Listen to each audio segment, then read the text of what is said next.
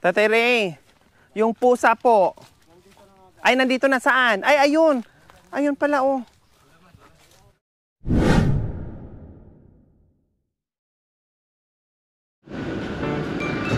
Magandang umaga po sa ating lahat mga kabayan. Bibili tayo ngayon ng buhangin at saka hollow blocks mga kabayan, no? Kasi may nakapagturo sa atin, medyo mura yung hollow blocks at saka buhangin nila dito. So, yung iba, materyales ay orderin natin sa ibang hardware.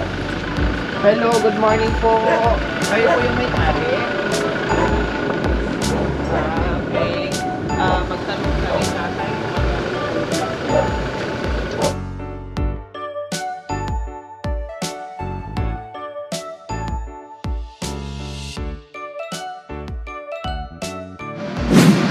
So ayan po mga kabayan, tumawid tayo ulit dito sa kabilang hardware, no? Kasi ang ginagawa natin kung saan tayo makamura, no?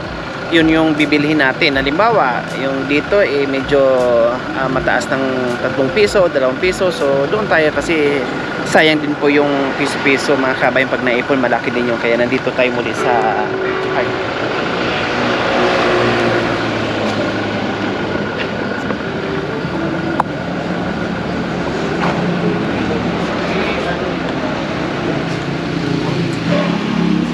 Sana wag lang umulan kasi kalaban natin dito ngayon is ulan. Hindi natin alam, no? Kung uulan, mahirap talaga. Pag-pray natin para hindi madili yung pagpagawa sa bahay ni Lola Elina and Tatay Ray.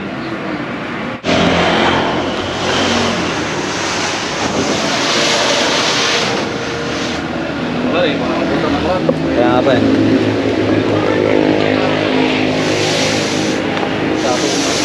Lalambot yung pag ano? Oo. Pero lang araw na lang ano.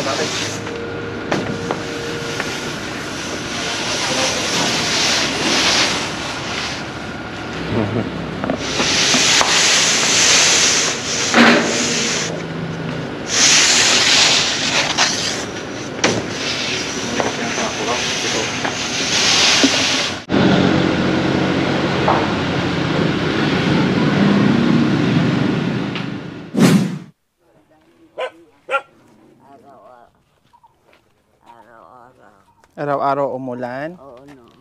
Kasi mahirapan tayo mag-deliver pag umulan ng umulan. Opo. Mahirapan tayo. Parang parehas tayo ng ulam, Lula. Labong ang ulam nyo? Opo. Parehas tayo ng ulam. Labong. Labong. Ulam may kaninang hapon. Naku, parehas po tayo. Hanggang tanghali, hanggang hapon. Ano po, Lula? Mabuti may kusina, may CR ka ko. Opo, para hindi na po kayo mahirapan. Kasi kung wala kayong CR, doon kayo pupupo sa gitna ng palayan. Opo. Oh, tuklawin kayo dyan sa ahas pag doon kayo pumupo. May sarokon man ako. Opo. So, ayan po mga kabayan. Dineliver na po yung ating materyales. No? Dapat nung nakaraan pa tong araw. Pero hindi po pumayag yung panahon. No? Ibig ko sabihin, umulan po kasi. At kaya ngayon, ka-order lang namin, dineliver na kaagad kasi hinabo nila baka mamaya umulan na naman at mahirapan pumasok doon.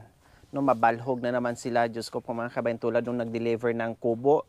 Nakita nyo naman, pahirapan. Buong araw bago nakarating yung kubo dito. No? At naging mano-mano mga kabayan dahil ibinaba na nila sa sasakyan. So ayan po mga kabayan, siyempre kahit may kusina, no? Kahit may kusina si tatay at mayroon siyang gamit na stove, nakita nyo naman ayan unti-unti ni tatay pinutol, no? At panggatong niya, sayang yung mga kahoy dito na tinabas niya na hindi magamit. May dirty kitchen, no? Magpapagawa na lang tayo ng dirty kitchen para pag yung tag-init, summer, pwedeng gamit ng kahoy. Ayun po mga kabayan, no? Ang lawak na linis ni Tatay Ray. Talagang napakasipag. Ayan po. Mayroon pa doon. Ayan. Diba? Ang daming panggatong. Plus ito pa po mga kabayan, no? Ang laki. Ang laki ng sanga na Pinoto ni Tatay Ray. Ayan, panggatong. Sus, ang sarap panggatong yan mga kabayan. Akasya yan. Ayan po. Ayan, may malaking puno ng akasya.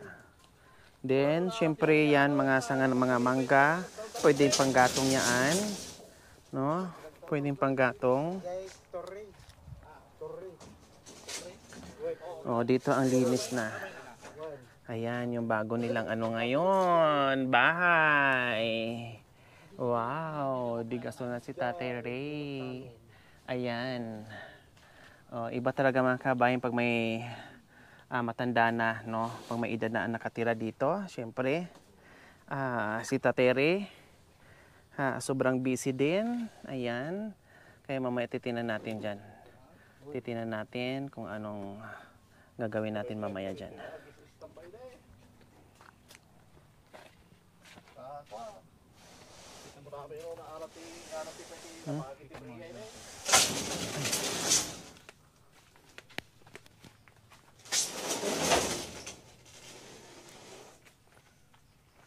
Buti na lang dito yung ulan.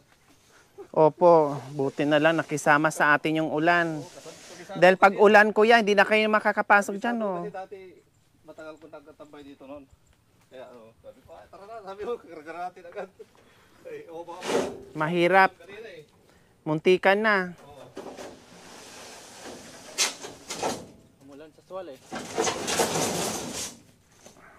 Aray.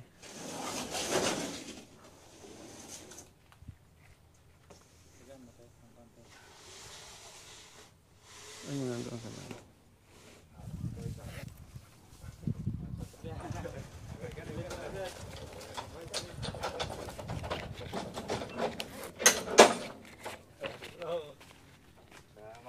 Ito oh. Yung mga pako natin. Ito, pasal tayo. Ay, Pag-arat ka lagi pagka. yun pala yung mga order. Plus 11. Tinatanggal. Kunin mo lang. Tay, Ray. Madam. Ayan, pakuha. Wala na. Pati buhagin pa. Ito pa yun eh. Ayan, thank you. Ay, siya gaya. Sige, sige, thank you. Dito na Tatay Ray para pang isa. So ayan po mga kabayan, sa ngayon ito po yung dineliver natin kasi separate po yung buhangin at saka ibang materialis, no?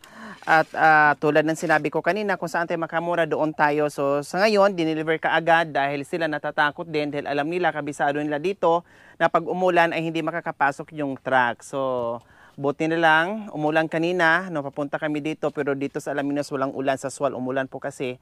So buti lang dito nakisama sa atin, alam siguro ni Lord na magpapadeliver tayo ng materials. So ayan po mga kabayan, talagang hindi na mapipigilan, no? Mag-uumpisa na talaga tayo sa Monday po mga kabayan, mag-umpisa na po ay yung ating karpentero, yung kusina natin at yung CR natin magagawa na. Okay, so ulitin ko po, yung mga sponsor po mga kabayan, meron pang pailan-ilan, no, na nagpahabol sa atin at sa kanilang talaga ako magbanggit, no, pang isahan ko na pag nabuo ko na itong kubo ni Tatay, no, lahat banggitin natin yung ating mga sponsor, no, with amount po yung mga kabayan plus yung expenses natin, no, lahat magiging transparent tayo sa lahat ng ating mga sponsor.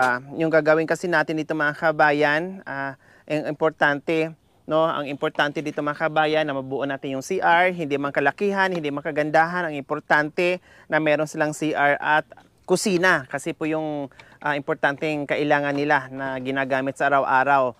Kaya ito po mga kabayan, pagkisyahin lang natin kung ano po yung pinagkaloob sa atin ng Panginoon, pinagkaloob sa atin ng mga sponsors, no, pagkasyahin natin. At syempre hindi po natin ubos-ubusin yan lahat doon kasi meron pang kailangan. At syempre kailangan din natin kahit papaano ay may maiiwan din na para sa pagkain sa araw-araw ni Tatay Ray and Lola Elena. Plus meron pa mga kabayan, after natin ito mabuo yung kusina at CR po mga kabayan, syempre magbigay pa tayo doon ng kahit papaano ay sasalamat doon sa may-ari ng lupa, no? Hindi man nanghingi, ulitin ko, hindi naman sila nanghingi mga kabayan. Kailan syempre kahit papaano, no, ay nakakatuwa dahil willing sila agad-agad na magtayo ng bahay kubo dito, no, sa lupa nila. Kaya kahit papaano magbigay din tayo ng pagmamahal sa kanila, no, na meron din tayong something na ibigay.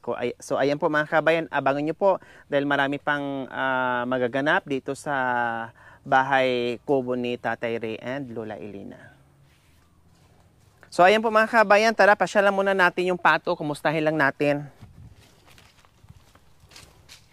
So dito natin nilagay, ay lumabas sila. Ayun. O ayan po mga kabayan, nalagayan ng pato natin. O di ba? Mas maluwang yung espasyo nila diyan. Yung iba pinapakawalan ni tatay, no. Yung malalaki, ayan nandiyan. Yung maliliit, yung nasa labas. Oh. Siguro sinadya ni tatay kasi pag malaki baka mamaya maligaw, lalayo. O itong maliit pag nandiyan yung nanay at tatay nila hindi naman lalayo yan Kaya tama na yung ginawa ni Tatay Ray. So ayan po mga kabayan, di ko alam kung yung pusa, tanong natin ni Tatay Ray kung yung pusa nakuha na niya.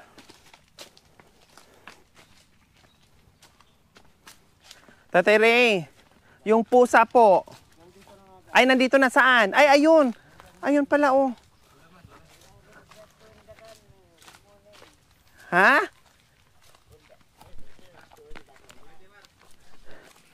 Hala, ang ganda ng ano niya, oh. Ang ganda ng mata. Oh, so, ayan po mga kabayan, nandito na si Miming. Si Mingming, ayan. Umuwi din. Wala kayong dalang, ibon, Ming? Ha? Hindi nyo inuwian si Lula at saka si Tatay Ray ng ibon? Ayan, umuwi na siya. Oh, di ba? Oh, dito ka kay Lula. Pero makita nagkakain, Po? Yung tinapay. Tinapay. Oo. Humihingi, kumakain po siya ng tinapay. Opo. Mabuti. Bigyan mo ng isa, tama na sa kanya. Inuubos din po niya. Opo. Ayun. Okay, so ayan na po mga kabayan. Nandito na yung pusa, yung aso, yung pato. Oh, wala nang naiwan doon. Bukod naiwan doon yung lumang kubo at saka yung mga kagamitan ni Tatay Ray.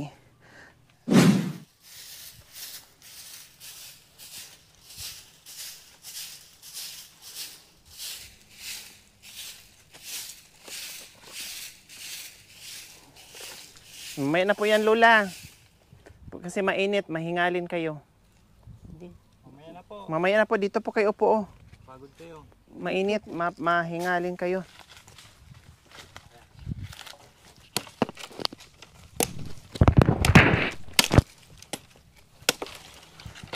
Ayan, Diyos ko, ang sarap mga ahoy. Tangan mo.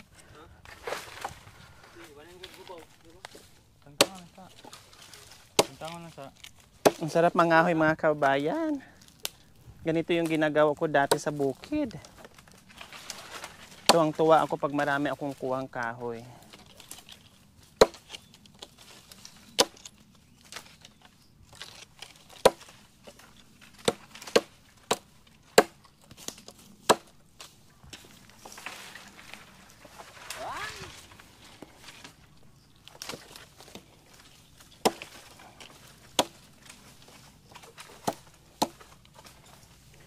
Hindi makakawala to kay Tatay Ray. Talagang panggatong talaga ang ano nito.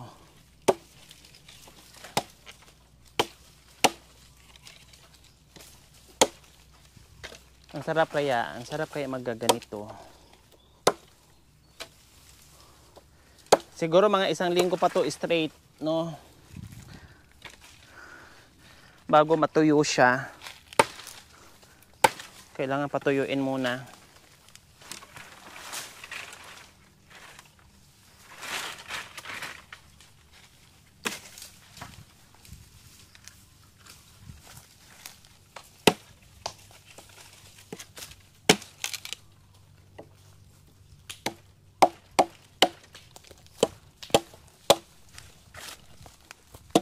Pag malalaki, kailangan hatiin mo para matuyo siya kaagad.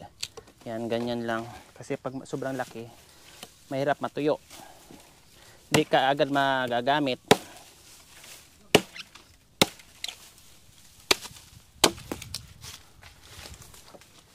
Ayan. O, ganyan na po mga kabayan. Kaya kayang-kaya ni tatay yan linisan.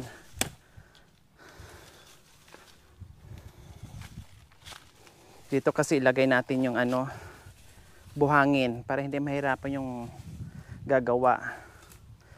Diyos ko, sana ma-deliver na kasi umulan pa naman kanina.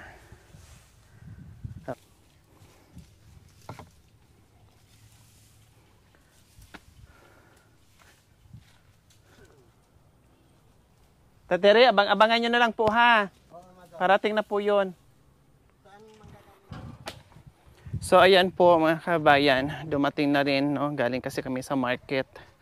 So kanina nakita nyo yung ibang materyales. So nandito na rin yung 200 pieces na hollow blocks, then isang load na buhangin. Ayan po mga kabayan. No? At yung mga bakal, ayun po. At saka yung alambre natin. Ayan. Ayan. Kararating lang po, Tatay Ray? Oo, madam. Okay. So, kompleto na tayo, Tatay Ray. Ang kulang na lang natin sa Monday, darating yung karpintero natin, ha? Mag-start na tayo kaagad habang... Sa bagay, wala natin problema ngayon. Kasi nandito na lahat yung materialis natin. Hindi na tayo problema dyan kung makapasok tayo, makadaan tayo o hindi.